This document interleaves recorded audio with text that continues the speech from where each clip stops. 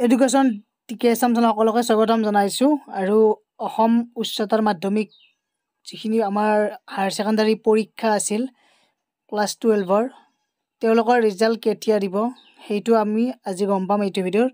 সকলোৱে শ্বেয়াৰ কৰি দিব, লগতে ছাবস্ক্ৰাইব কৰি বেল আইকনটো প্ৰেছ কৰি ৰাখক।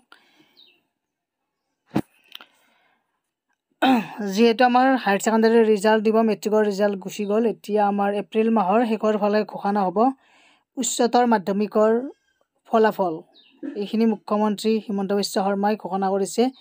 আৰু এপ্ৰিল মাহৰ শেষৰ বুলি কওঁতে আমাৰ 20 তাৰিখৰ পিছত আপোনালোকৰ বহুত বেছি মানে 20 তাৰিখৰ পৰা 25 তাৰিখমানৰ ভিতৰতে দি দিব পাৰে, কাৰণ যিহেতু আজিকালি এডভান্স হৈ গৈছে আমাৰ, বিশেষকৈ আমাৰ যিমানবিলাক কাম আছে শিক্ষা বিভাগে হওক, যিমানবিলাক মেট্ৰিকৰ পৰীক্ষা যিদৰে ইমান জল্দি দি দিছিল প্ৰায় 45 দিনমানৰ ভিতৰতে, ঠিক তেনেদৰে আমাৰ উচ্চতৰ মাধ্যমিকৰ যিখিনি ফলাফল আছে হায়াৰ ছেকেণ্ডাৰীত তেওঁৰ পৰীক্ষাৰ ঘোষণা কৰিব। গতিকে মেবি 25 তাৰিখে, এপ্ৰিল মাহৰ 25 তাৰিখ মানে বহুত বেছি চান্স আছে সেইটো তাৰিখত দিয়াৰ।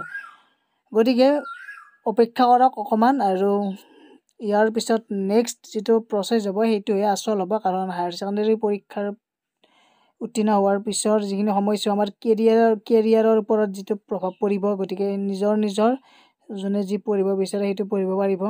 HSটো ভাল হ'লে ভাল ইনষ্টিটিউটত ছিট পাব। গতিকে অতি সোনকালে ঘোষণা কৰি আছে, অপেক্ষা কৰা অকণমান ছাত্ৰ ছাত্ৰীসকলে। গতিকে এইখিনি আছিল এটা আপডেট। ধন্যবাদ।